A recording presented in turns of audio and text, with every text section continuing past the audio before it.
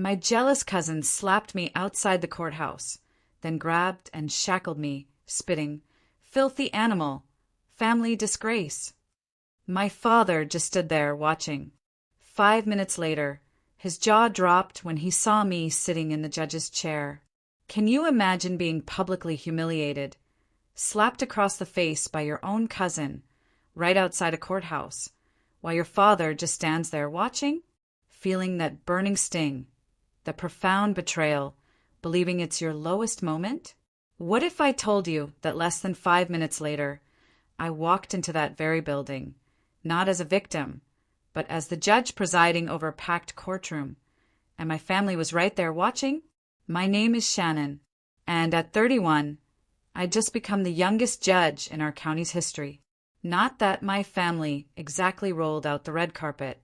My whole life felt like a relentless uphill climb for validation, especially for my father, who always seemed to see me as an afterthought. And then there was my cousin, Alicia, perpetually trying to trip me up, convince everyone I was less. My journey to the bench? It was a lonely one, but I never, ever imagined my greatest professional triumph would collide with all that family drama in such a brutally public way. Growing up in our small Connecticut town, everybody knew everybody's business. My dad, Thomas Walker, was a successful local businessman owning properties, always generous with community causes. To outsiders, he was respected, connected. But at home, he was a ghost, emotionally distant, especially with me. My mom, Elizabeth, was my shield, my champion. She tried to bridge the chasm between my dad's cold expectations and my desperate need for his love. She was the one who celebrated every academic win, every school event. But then, when I was just 12, she was gone. Cancer took her quickly, and suddenly our house, which had once held a fragile warmth, became a frozen, silent mausoleum of unspoken words and endless longing. With Mom gone, the difference in how my dad treated me versus Alicia became impossible to ignore. Alicia, my Aunt Patricia's daughter, lived just 3 blocks away, and she was always at our house. She was only 2 years older than me, but somehow she'd carved out a special place in my father's heart, a place I could never reach. "Shannon, why can't you be more like your cousin?" That became the constant soundtrack of my teenage years. Alicia was all charm and charisma, always ready with a joke that made my dad roar with laughter. Me, I was the quiet one, buried in books, avoiding parties. What my father somehow missed was that while Alicia was a social butterfly, her grades were always just mediocre. I, on the other hand, maintained a perfect GPA, joined every academic club I could find. My 8th grade science project won the state competition. I even got a feature in the local newspaper. My father barely glanced at it. 2 weeks later, when Alicia made the junior varsity cheerleading squad, he took the entire family out to the nicest restaurant in town to celebrate.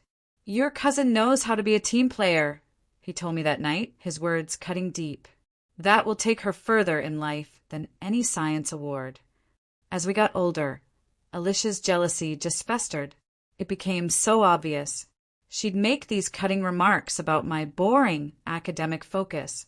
One night, right before a huge exam, she accidentally spilled soda all over my meticulously organized study notes. Another time, she outright lied to a boy I liked, telling him I'd said terrible things about him. These small cruelties, they just piled up. And my father? He never, ever intervened. The most painful incident, though, happened in high school. For English Lit, we had to write an original short story. I poured my heart into mine for weeks, a raw, personal tale about a girl finding her voice after losing her mother. Somehow, Alicia got onto my computer, found my draft.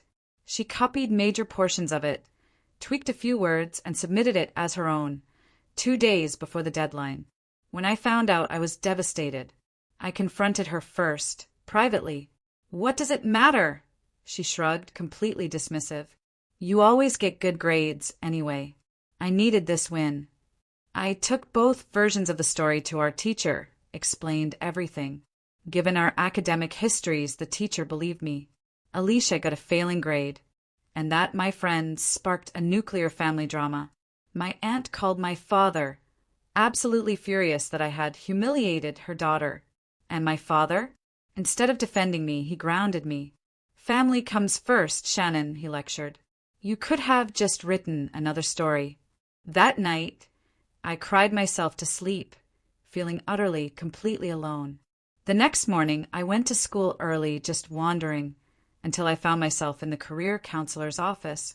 Mrs. Taylor saw my red, swollen eyes and gently invited me to sit down. We talked for over an hour, and it was the first time I ever admitted it out loud. I want to become a lawyer. I want to fight for what's right. I want to be in a place where the truth matters. Mrs. Taylor connected me with a local attorney, Janet Reeves, who agreed to let me shadow her occasionally. Judge Reeves became my first real mentor. She showed me that women could absolutely dominate in the legal field through intelligence, integrity, and sheer determination. More importantly, she taught me that I didn't need my father's approval to chase my dreams. When I told my dad about my plan for pre-law in college, he just dismissed it. Immediately. Lawyers are a dime a dozen, Shannon. That's unrealistic dreaming. You should focus on something practical, like business administration. You could work for me someday. His words stung deeply, but they also ignited a fire. They strengthened my resolve like nothing else could. I applied to colleges with strong pre-law programs, secured scholarships, financial aid, and prepared to leave home behind forever. College was both liberating and terrifying. Liberating, because I was finally free from my father's disapproving glances and Alicia's constant undermining. Terrifying, because I was entirely on my own financially. While most of my classmates got hefty checks from their parents, I juggled 3 part-time jobs alongside a full-course load. Library assistant, waitress, tutoring gigs. Sleep became an unimaginable luxury, but I was determined to succeed, and I would do it without asking my father for a single cent. Despite the insane schedule, I maintained a 3.9 GPA and secured an internship at the district attorney's office during my junior year. I called home, so excited to share the news. My father sounded distracted. That's nice, Shannon. Did you hear Alicia got promoted at the mall? She's an assistant manager now. Every single conversation followed the same pattern. My achievements minimized, Alicia's ordinary life developments celebrated as if they were Pulitzer-worthy. Over time, I just stopped calling home. My father rarely called me. Meanwhile, Alicia had dropped out of community college after one semester, claiming it wasn't for her. This, somehow, didn't affect her standing in the family at all. My aunt and father continued to praise her street smarts and people skills, providing her with both emotional and financial support. Alicia needed a car. My father co-signed her loan. I needed new winter boots because mine had holes. He suggested I budget better. The contrast was absolutely heartbreaking, but it pushed me to build a new support network. I found true friends, classmates who shared my ambitions, my values. And most importantly, I met Julia during my senior year. We were paired as debate partners in a constitutional law seminar. She was brilliant, funny, fiercely loyal. She became the sister I never had. Julia was the first person I told when I received acceptance letters from 3 law schools, one with a substantial scholarship. She celebrated with me, buying champagne with money she probably didn't have. When I called my father with the news, he sounded almost annoyed. Law school? That's at least 3 more years of not earning a real income. Shannon, are you sure about this? I sent letters home occasionally during my first year of law school, sharing stories about my classes, my professors. Most went unanswered. The few replies I got were brief, impersonal, often filled with updates about Alicia that I hadn't asked for. During winter break of my second year, I decided to go home for Christmas. A small, desperate part of me hoped that time and distance might have softened the family dynamics. Julia urged caution. Don't expect too much, she warned. People don't change overnight. She was right. The holiday gathering at my aunt's house was a disaster. Alicia, now 25 and working as a salon receptionist, dominated the conversation with exaggerated stories about celebrity clients. When relatives politely asked about my law studies, Alicia quickly interjected with a dramatic tale about a customer who supposedly left her a $100 tip. Later that evening, I overheard her talking to our cousin William in the kitchen. "Shannon thinks she's so special with her fancy law school," she sneered. "But did you know she had to take out massive loans? She'll be in debt forever. Plus, I heard she's barely passing her classes." Neither statement was true. My scholarship covered most of my tuition, and I was in the top 10% of my class. When I confronted Alicia, she just laughed it off as just a joke. But the damage was done. William looked at me differently for the rest of the night. The final straw came when my father pulled me aside before I left. "Alicia mentioned you've been struggling in school," he said, his voice flat. "You know, there's no shame in coming home and taking a more practical path." I was stunned. "Dad, I'm not struggling. I am excelling. Why would you believe her over even asking me?" He just shrugged. "Alicia's always been straightforward. You tend to exaggerate your accomplishments." I left that house that night and checked into a hotel. The next morning, I drove back to campus 2 days earlier than planned. On that long, silent drive, I made a decision that would shape the rest of my life. I would create distance from the people who couldn't celebrate my success, from the people who refused to see me. I would build my own path. During my final year of law school, I focused entirely on my future. I joined the law review, competed in moot court, secured a prestigious clerkship for after graduation. When professors and colleagues started recognizing my potential as a rising legal talent, I didn't call home to share the news. The gap between my family and me had grown too wide to bridge with phone calls. I graduated with honors, and Julia was there, cheering loudly as I walked across the stage. My father and Alicia? Noticeably absent, despite receiving invitations. That night, celebrating with Julia and our classmates, I realized I had created a new family, one built on mutual respect and genuine support. My early career as a public defender was challenging, deeply fulfilling.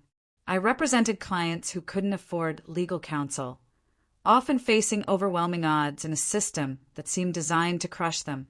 The hours were long, the pay modest, the emotional toll significant.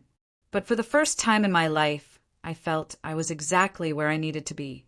Within 2 years, I had built a reputation for thorough preparation, ethical conduct, and genuine concern for my clients.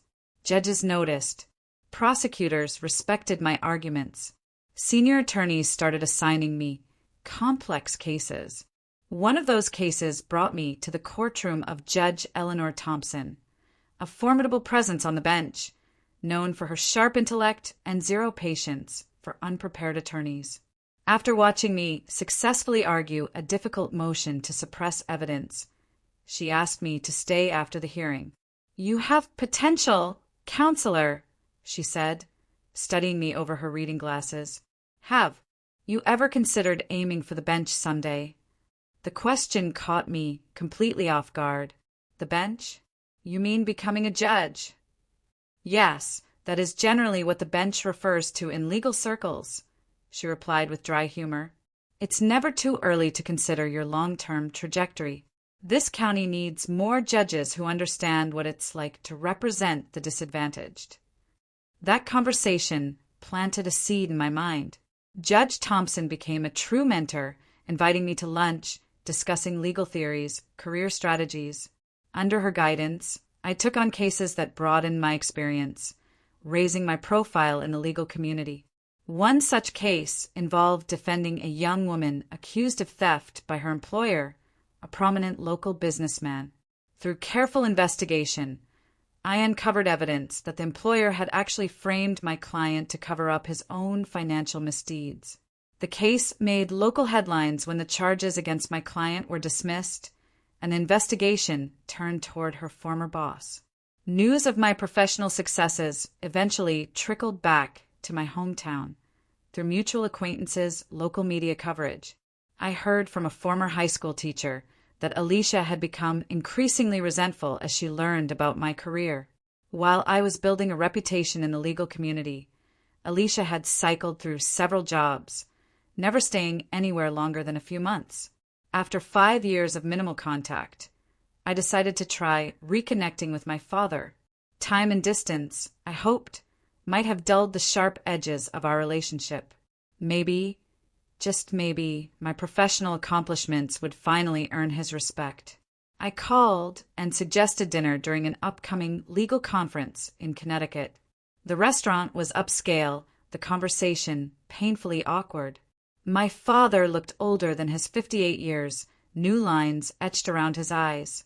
We exchanged stilted pleasantries about the weather, my flight, before he inevitably steered the conversation to Alicia. "Your cousin has been going through a rough patch," he said, swirling his scotch. "Lost another job last month. Not her fault, of course. The manager had it out for her from day one." I nodded politely. I'd heard variations of this excuse my entire life. "That's unfortunate. What are her plans now?" My father sighed. "She's had some legal troubles, too. Nothing serious. A couple of DUIs, a misunderstanding about some merchandise at her last retail job." Translation: Alicia had been caught stealing.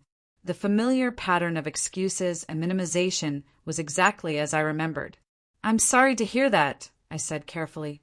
"If she needs legal advice, I could recommend some good attorneys in the area." My father's expression hardened. "We don't need your charity, Shannon. Alicia will figure things out. She always does." The dinner ended shortly after. It was a stark realization. Some relationships can't be repaired with time alone. We had become strangers, connected only by shared DNA and a painful history. A year later, I was shortlisted for a judicial appointment. At 30, I would be among the youngest judges in the state if selected. The vetting process was rigorous. Interviews, background checks, evaluations from peers. 2 weeks before the final decision, the committee received an anonymous complaint. It questioned my character, my fitness for the position. The letter alleged unethical behavior during my time as a public defender, claiming I had manipulated evidence in several cases. The accusations were completely false and suspiciously detailed about my personal life in ways that screamed, "The author knows me." Though anonymous, I had little doubt about its source. The timing, the personal details, the attempt to undermine my reputation, it all pointed to Alicia. Fortunately, my record spoke for itself. Colleagues, even former opponents from the prosecutor's office, came forward to vouch for my integrity. Judge Thompson wrote a powerful letter of support, detailing specific instances where I demonstrated exceptional ethical judgment. The committee investigated thoroughly and found the claims baseless. I was appointed to the bench, despite the attempt to derail my candidacy. The experience left me shaken, but more determined than ever to serve with the integrity and fairness that had defined my career. The official announcement of my judicial appointment came on a crisp autumn morning. At 31, I became the youngest judge in our county's history. The local newspaper ran a front-page story, rising legal star Shannon Walker appointed to county court. It detailed my education, my work as a public defender, and included glowing quotes from senior legal figures. Judge Thompson was the first to congratulate me, stopping by my office with a small gift, a fountain pen engraved with my initials. "This was given to me when I took the bench 30 years ago," she said. "Now it's yours. Use it to sign orders that uphold justice." The courthouse staff organized a small celebration. Colleagues, prosecutors I'd faced in court, fellow public defenders, everyone gathered. The chief judge welcomed me to the family. Family. The word triggered a bittersweet pang. This achievement should have been a moment of shared pride with those who had known me longest. Instead, the people who had witnessed my childhood were absent. Julia, who had driven 3 hours to surprise me at the celebration, noticed my momentary melancholy. They're missing out, not you, she whispered, squeezing my hand. We're your family now. She was right, of course. But there's just something about a parent's approval that even the most self-assured adult still craves, deep down. I had built a life I was proud of, surrounded by people who valued me. Yet a small part of me still wished my father could see who I had become. 2 days later, my phone rang. A Connecticut area code. I immediately recognized it. My father was calling after nearly a year of silence. For a fleeting moment, I thought maybe he finally saw the news. Maybe he's calling to acknowledge my success. "Shannon, we need to talk," he said without preamble. His voice was strained, almost desperate. "Is everything okay, Dad? Are you ill?" Concern immediately overrode our complicated history. "No, nothing like that. It's Alicia. She's in trouble. Serious trouble this time." Of course. He wasn't calling about my appointment at all. He was calling because Alicia needed something. What kind of trouble? I asked, my voice cooling several degrees. Legal trouble. Fraud charges, identity theft. They're saying she could face serious time. She needs a good lawyer, Shannon. Someone who knows the system. The irony was almost too much. After years of dismissing my legal career as an impractical choice, my father was now hoping to leverage it for Alicia's benefit. "Dad," I said, a wall forming around me. "I'm a judge now. I can't represent Alicia or recommend specific attorneys for her case. It would be an ethical violation." Silence. Then a bitter laugh from his end. "A judge? Since when?" The question confirmed it. He hadn't even bothered to search my name online in years. He had no idea about my appointment, which had been covered by legal publications and local news. "Since last week," I replied evenly. "It was in the news." Another long pause. "Well, congratulations," he said finally, the words hollow, perfunctory. "But that doesn't help Alicia's situation. Surely you can make some calls, pull some strings." "That's not how this works. I have ethical obligations now that limit what I can do in situations involving family members. The most I can suggest is that Alicia contact the public defender's office if she can't afford private counsel." "So that's it," he snapped. "You're abandoning your family when we need you? After everything we've done for you?" The accusation was so outrageous, so utterly baseless, I almost laughed. What exactly had they done for me besides undermine and dismiss me at every turn? "I'm sorry you see it that way, Dad. I truly am. But I can't compromise my professional ethics, even for family." He hung up without saying goodbye. Later that evening, I received a call from Lisa Goldstein, a colleague in the prosecutor's office. We'd faced each other in court many times, developed a respectful, professional relationship. Her call was unusual, especially after hours. "Shannon, I'm sorry to bother you at home, but I thought you should know. We filed charges today against an Alicia Walker for fraud and identity theft. Given your last name, I wondered if there might be a relation." "She's my cousin," I admitted, my stomach clenching, "but I haven't had much contact with her in years." "I see. Well, this is awkward. But part of the case involves her apparently using someone else's personal information to open credit accounts. The victim's name is Shannon Walker." My blood ran cold. "She used my identity." "It appears so. The accounts were opened several years ago using an old address of yours from college. The fraud was only discovered recently when the credit card companies began collection actions." The pieces clicked into place. Years ago, I'd received strange calls from debt collectors about accounts I never opened. I dismissed them as mistaken identity or scams. Now I understood. "Her arraignment is scheduled for next Tuesday in county court," Lisa continued. "Given the personal connection, I wanted to give you a heads up so you can make sure you're not assigned to the case." "Thank you, Lisa. I appreciate the courtesy." After hanging up, I sat in stunned silence. Alicia had not only tried to sabotage my career with false accusations, but had actually stolen my identity years earlier. The depth of her resentment, her sheer malice, was even greater than I had ever imagined. I was faced with a difficult decision. As a family member of the victim myself, I should attend the arraignment to make a statement to the court. As a newly appointed judge, I needed to maintain professional distance from cases with personal connections. And as someone who had spent years trying to break free from toxic family dynamics, I questioned whether I should involve myself at all. After a sleepless night, I decided to attend Alicia's arraignment, not as a judge, but as a family member. Despite everything, she was still my cousin, and maybe, just maybe, seeing her face consequences for her actions would be the first step toward her taking responsibility. I also hoped that being present might, somehow, open a door to reconciliation with my father, who would surely be there to support Alicia.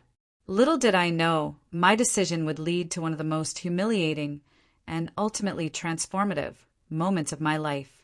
Tuesday morning arrived with that kind of perfect autumn weather that usually lifts your spirits. Crisp air, golden sunshine, leaves blazing in brilliant reds and oranges. I stood in front of my closet longer than usual, deliberating. I wasn't appearing as a judge today, but I wasn't exactly a regular civilian either. I settled on a conservative navy blue dress with a tailored jacket. Professional, but not overtly judicial. The drive to the courthouse was familiar, but my churning stomach was not. I had faced countless difficult situations in that building. Tense negotiations, emotional witnesses, hostile opposing counsel. But nothing had prepared me for seeing my father and Alicia, especially under these circumstances. I arrived early, partly from habit, partly to compose myself. As I pulled into the judicial parking area, a security officer approached my car. "Good morning, Judge Walker," he said with a respectful nod. "I thought you weren't on the docket today." "I'm not here in an official capacity, Marcus. Personal matter." His eyes widened slightly, but he was too professional to ask questions. "Understood, Your Honor. Will you be entering through the judicial entrance?" I shook my head. "No, I'll use the main entrance today. Thank you." Walking around to the public side of the courthouse, I spotted my father near the bottom of the steps, checking his watch impatiently. He looked older than he had at our dinner a year ago. Shoulders stooped, hair completely gray. For a moment, watching him unobserved, I felt a pang of something like pity. He glanced up and saw me approaching. His expression cycled rapidly through surprise, confusion, and then weariness. "Shannon, what are you doing here?" "Hello, Dad," I said, stopping a few feet away. "I'm here for Alicia's arraignment." His eyes narrowed. "Why? To gloat? To make sure they throw the book at her." The accusation stung, but I kept my voice level. "Despite everything, she's family. And I thought you might need support, too." He seemed taken aback, unable to reconcile my presence with his perception of me as someone who had abandoned all family obligations. Before he could respond, a car screeched to a halt at the curb. Alicia emerged from the passenger side, my Aunt Patricia from the driver's seat. Alicia looked terrible. Her normally perfectly styled hair was pulled back in a messy ponytail, dark roots showing. Her face was puffy, eyes bloodshot. She wore a black pantsuit that hung loosely on her frame, suggesting recent weight loss. For a moment, I felt genuine sympathy. That feeling evaporated the instant she spotted me. "What the hell is she doing here?" Alicia demanded, stalking toward us. Her voice was loud enough to attract attention. "Alicia, calm down." My aunt hissed, hurrying after her. "We're at a courthouse." "I don't care. She has no right to be here."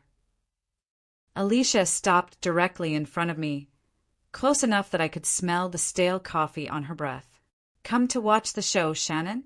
Enjoying seeing me at my lowest?" "That's not why I'm here," I said quietly. "I came to support Dad, and to see if there's any way I can help." "Help?" Alicia barked a harsh, brittle laugh. "That's rich. You're the reason I'm in this mess." My father stepped between us. "Alicia, this isn't the place. Let's go inside and meet with your lawyer. No. Alicia pushed past him. She needs to hear this. You think you're so perfect, don't you, Shannon? Little Miss Perfect with her perfect grades and her perfect job and her perfect life. You've always had everything handed to you. The sheer absurdity of her statement left me momentarily speechless. Everything handed to me? I had worked multiple jobs to put myself through school while she had dropped out of community college and still received my father's financial support. Alicia, I know you're upset, but that's not true. I've worked hard for everything I've achieved. Worked hard? Her voice rose to a near shriek. You sabotaged me. You told the DA about those accounts, didn't you? You've been waiting for a chance to ruin me. I didn't know about the fraud until last week, I said, struggling to maintain my composure. I had no idea you had used my identity. This admission seemed to push her over the edge. Liar, she screamed. Then, before anyone could react, she slapped me hard across the face. The blow was shocking more than painful. The sound cracked through the morning air like a gunshot. People around us froze. My cheek burned, and I tasted blood where my teeth had cut the inside of my mouth. Before I could recover, Alicia grabbed the collar of my jacket with both hands, momentarily choking me as she pulled me closer to her contorted face. You filthy animal, she spat, her voice low and venomous now. You're a disgrace to this family. You think that robe makes you better than us? You're nothing. 2 courthouse security officers were running toward us now. My father stood frozen, watching the scene unfold without making any move to intervene. My aunt was pulling ineffectually at Alicia's arm, pleading with her to stop. The security officers separated us, one gently moving me back while the other restrained Alicia. Is everyone all right? The first officer asked, looking at me with concern. I recognized him as Officer Ramirez, who regularly worked in my courtroom. I'm fine, I said, straightening my jacket with shaking hands. Judge Walker, do you want to press charges? He asked quietly. Alicia's eyes widened at the word judge. She looked at me with new understanding and horror. No charges, I said firmly, but I would appreciate an escort inside. Officer Ramirez nodded and began leading me up the steps. As we walked away, I heard Alicia burst into tears behind me. My father still hadn't said a word in my defense. Inside, Officer Ramirez directed me to a small conference room off the main hallway. Take a minute to compose yourself, Judge. Can I get you some water or coffee? Water would be great. Thank you. When he left, I finally allowed myself to feel the full impact of what had just happened. My hands trembled as I touched my stinging cheek. Tears welled in my eyes not from physical pain, but from the public humiliation and the painful, crushing confirmation that my father would always choose Alicia over me, even when she was clearly, undeniably in the wrong. I had harbored a small hope that attending today might lead to some form of reconciliation. Instead, it had only reinforced what I had known for years, but refused to fully accept. There was no relationship to salvage. In the quiet of that conference room, surrounded by the very trappings of the legal system I had dedicated my life to, I finally let go of the fantasy that my family would ever see me clearly or value me appropriately. The realization was both devastating and strangely liberating. I don't know how long I sat there, trying to compose myself. The shock of the public confrontation had left me disoriented, my thoughts fragmented. I kept replaying the moment of Alicia's attack, the venom in her voice when she called me a filthy animal, and most painfully my father's silent complicity. A gentle knock interrupted my thoughts. Lisa Goldstein, the prosecutor I'd spoken with, poked her head in. Shannon, are you okay? I heard there was an incident outside. I managed a weak smile. News travels fast. It's a courthouse. Gossip moves at the speed of light. She sat down across from me, her expression concerned. Security reported what happened. Are you sure you don't want to file charges? I'm sure. It would only escalate the situation. Lisa nodded, then checked her watch with a frown. Have you seen Kevin Morgan around? He's supposed to be handling arraignments in courtroom C today. No, I haven't seen him. Is there a problem? She sighed. Judge Reeves was rushed to the hospital this morning. Emergency gallbladder surgery. Kevin was supposed to cover her docket, but he's not answering his phone. A cold feeling settled in my stomach. Alicia's arraignment is in courtroom C. Yes, Lisa said, among about 20 other cases. She ran a hand through her hair in frustration. We're trying to find another judge who can step in, but everyone's booked solid today. Court Clerk Barbara Lewis appeared at the door, slightly breathless. There you are, Lisa. We have a situation. She stopped abruptly when she saw me. Oh, Judge Walker. Thank goodness. We need your help. My help? Judge Reeves is out for emergency surgery. Judge Morgan is unreachable, and we have a full arraignment docket starting in. She checked her watch. 15 minutes. You're the only judge in the building who isn't currently in court. Barbara, I said carefully, my cousin is on that docket. She's being arraigned for identity theft using my identity. Barbara's eyes widened. Oh dear, that is a complication. Lisa interjected. We could delay the whole docket, but that means 20 people either wait all day or have to come back tomorrow. Some are in custody. I thought quickly. Let me call Chief Judge Hernandez.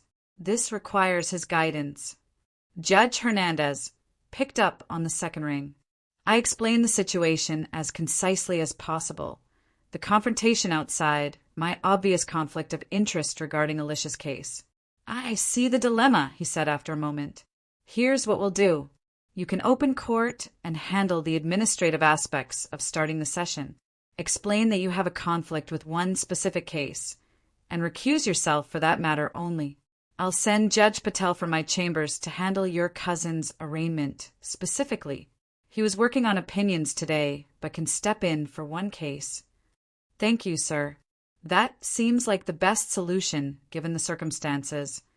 One more thing, Shannon, he added before hanging up. Document everything about the incident outside. If your cousin made physical contact with you on courthouse grounds, that's a serious matter regardless of your familial relationship. Yes, sir. Barbara was waiting anxiously when I hung up. Judge Hernandez says I should proceed with opening court and handle all cases except Alicia's. Judge Patel will come down specifically for that arraignment. Relief washed over her face. Perfect. Thank you, Judge Walker. I'll have your robes brought to the judicial chambers behind courtroom C immediately. 20 minutes later, I was adjusting my robes in the small chamber behind the courtroom. My cheek still showed a faint red mark from Alicia's slap, but it wasn't immediately noticeable. I had pulled my hair back into a tight bun and put on the judicial face I had practiced. Calm, impartial, dignified. When I entered the courtroom through the judge's entrance, the bailiff called out, All rise! Court is now in session. The Honorable Judge Shannon Walker presiding. As I took my seat at the bench, I scanned the crowded courtroom. My heart nearly stopped when I spotted my father and Alicia in the gallery. Alicia's mouth fell open in shock. My father's face drained of color as he realized who was sitting in the judge's seat. I forced myself to look away from them, to focus on the task at hand. Good morning, everyone. We have a full docket today, and I appreciate your patience. Before we begin, I need to make a brief statement. There is one case on today's docket where I have a personal conflict of interest and will be recusing myself. When we reach the matter of state versus Alicia Walker, Judge Patel will temporarily take the bench to handle that arraignment. For all other matters, we will proceed as normal. The court clerk handed me the docket, and I began calling cases in order. I handled each arraignment with careful attention, explaining the charges to defendants, confirming they understood their rights, addressing bail considerations, and setting dates for preliminary hearings. All the while, I was acutely aware of my father and Alicia watching me from the gallery. With each case I handled competently and professionally, I could feel the weight of their gaze. For the first time, they were seeing me in my element, respected, authoritative, confident. After nearly an hour, we reached Alicia's case. The court calls State versus Alicia Walker. Case number 2024, CR 789. My voice was steady. As previously stated, I am recusing myself from this matter due to a personal conflict. We will take a brief recess while Judge Patel assumes the bench. I stood and exited through the judge's door, passing Judge Patel in the hallway. Thank you for stepping in, Your Honor. He nodded. No problem, Shannon. Family cases are always complicated. I waited in my chambers while Judge Patel handled Alicia's arraignment. Through the door, I could hear the muffled sounds of proceedings. I resisted the urge to peek inside.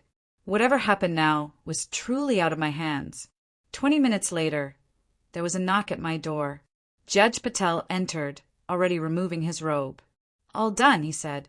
She pleaded not guilty, but her attorney indicated they'll likely be working on a plea agreement. Given the evidence, that's probably wise. Thank you again for stepping in. Of course. He hesitated at the door. By the way, your father asked me where he could find you. I didn't give him any information, but I thought you should know he was asking. My heart skipped a beat. Thank you for the heads up. After Judge Patel left, I returned to the courtroom to finish the remaining cases on the docket. Alicia was gone, presumably taken back into custody or released on bail, but my father still sat in the gallery watching me intently.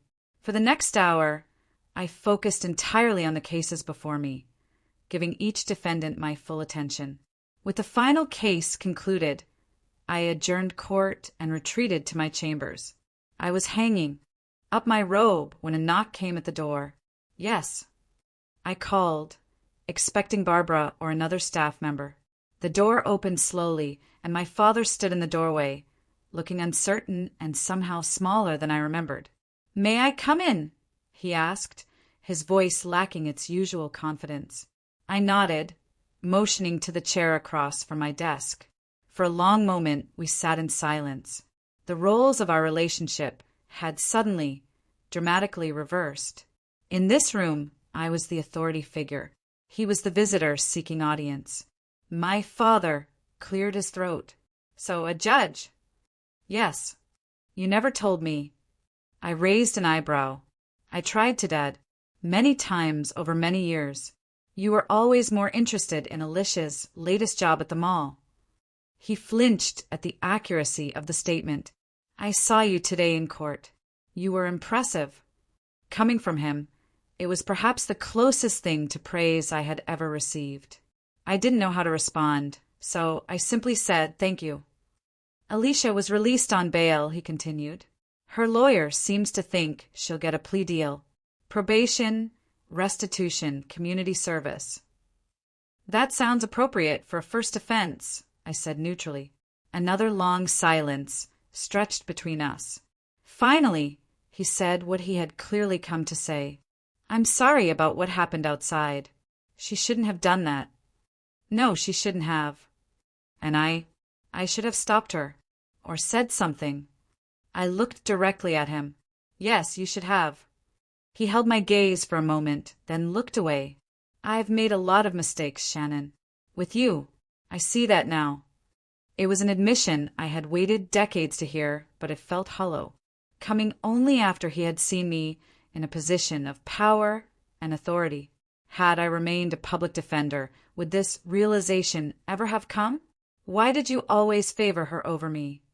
I asked, the question that had haunted me since childhood finally finding voice. My father sighed heavily. She reminded me of myself. Struggling, making mistakes, needing second chances. You were always so capable, so self-sufficient. Like your mother. His voice caught on the last word. After Elizabeth died, looking at you was painful. You have her eyes, her determination. So, you punished me for reminding you of Mom, and rewarded Alicia for being a mess. He winced. When you put it that way, it sounds terrible. It was terrible, Dad. It was terrible to grow up feeling like I was doing something wrong by doing everything right. The conversation with my father in my chambers that day didn't magically repair 20 years of damage. There was no tearful embrace, no instant reconciliation. But it was a beginning, the first truly honest exchange we'd had since my mother died. "I don't expect you to forgive me," he said as he prepared to leave. "But I am proud of what you've accomplished, Shannon, even if I've been terrible at showing it." "Thank you for saying that," I replied. "It means something to hear it even now." We agreed to meet for dinner the following month, a small step toward whatever our relationship might become. As he reached the door, he turned back. "Your mother would have been so proud of you. She always said you would do remarkable things." After he left, I sat alone in my chambers, letting tears fall freely for the first time that day. They were complicated tears, grief for the relationship I had never truly had with my father, relief at the small breakthrough we had just experienced, and a bittersweet pride in how far I had come, despite everything. The weeks that followed brought significant developments. Alicia accepted a plea deal, agreeing to full restitution of the money she had fraudulently obtained using my identity, 2 years of probation and community service. The prosecutor told me that during negotiations, Alicia had expressed genuine remorse, particularly about the courthouse incident. She asked if you would be willing to meet with her attorney present, Lisa told me over coffee. I considered the request carefully. Not yet, maybe someday, but I'm not ready for that. My decision to maintain boundaries with Alicia was part of a larger commitment to my own well-being. For too long, I had allowed the hope of family approval to dictate my emotions and choices. Now, I was prioritizing my own healing. I started seeing a therapist, Dr. Rachel Martinez, who specialized in family trauma. Our weekly sessions helped me process not only the recent dramatic events, but the long-standing patterns that had shaped my life. "You've been seeking validation from people who are fundamentally incapable of giving it," she observed during one session. "That's not a reflection on your worth, but on their limitations."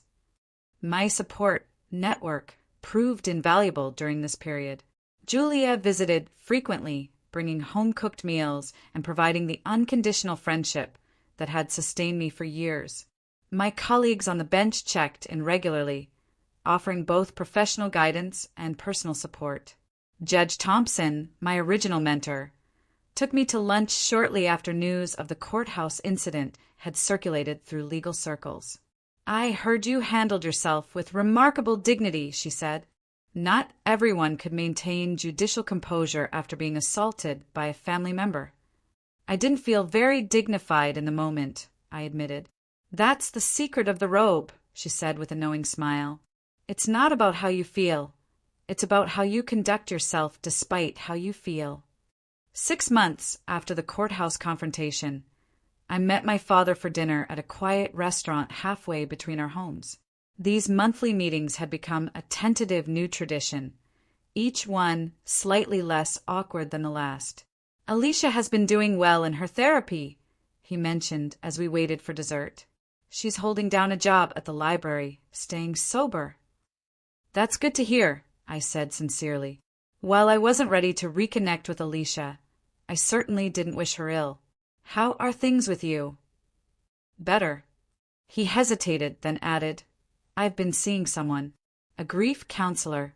Should have done it 20 years ago, after your mother died." This surprised me. My father had always dismissed therapy as paying strangers to listen to your problems. "What changed your mind?" I asked. "You," he said simply. "Seeing you that day in court. You were so composed, so strong, even after everything that happened. It made me realize how much I've missed by holding on to the past. It wasn't a perfect relationship. Too much water under the bridge for that. But it was honest in a way it had never been before. On the anniversary of my mother's death, I made a pilgrimage to her grave for the first time in years. I brought yellow roses, her favorite, and spent an hour sitting beside her headstone, telling her about my life, my achievements, my struggles. "I wish you could have seen me take the bench, Mom," I whispered, tracing the letters of her name with my finger. "But I felt you there somehow." One unexpected outcome of my personal journey was a new professional initiative. I started a mentoring program for young women from difficult family backgrounds who were interested in legal careers. Once a month, I invited high school and college students to the courthouse for workshops on law, professional development, and resilience. "The law saved me," I told them during our first session. "It gave me structure when my life lacked it, purpose when I felt lost, and ultimately a way to create justice when I had experienced injustice." Watching these young women find their voices and strengths became one of the most rewarding aspects of my life. Many of them came from situations far more challenging than mine had been. Yet they showed remarkable determination and courage. "You're creating a legacy," Julia observed after sitting in on one of the workshops, "something that will outlast any family drama." She was right. While I couldn't change my past, I could shape my future and potentially influence the futures of others. The cycle of dysfunction that had defined my family for generations had finally stopped with me. As I approach my 33rd birthday, I can look back on the past 2 years with a sense of hard-won peace. The young woman who once desperately sought her father's approval has been replaced by someone who understands that true validation comes from within. I recently added a single family photo to my office. Not the staged portraits my father preferred, but a candid shot of my mother and me at the beach when I was about 9. We're both laughing, our hair wild from the wind. Genuine joy, captured in a fleeting moment. It reminds me daily of where I came from and how far I've traveled. The journey of healing is rarely linear. There are still days when old wounds feel fresh, when a casual comment or memory triggers the pain of rejection. But those moments no longer define me or dictate my responses. I've learned that forgiveness isn't about excusing harmful behavior. It's about freeing yourself from the burden of resentment. My cousin's attack at the courthouse door could have been just another painful chapter in our troubled family story. Instead, it became a turning point that ultimately led to greater understanding and peace. When she called me a filthy animal and my father stood by watching, I thought it was my lowest moment. I couldn't have imagined that minutes later, sitting in the judge's seat, I would begin the process of reclaiming my narrative and redefining my worth. We don't get to choose our families or the wounds they inflict, but we do get to choose how we respond to those wounds, whether we let them define us or use them as catalysts for growth. In taking the judge's seat that day, I wasn't just fulfilling a professional role. I was taking the seat of judgment in my own life, deciding what would hold weight and what would be dismissed.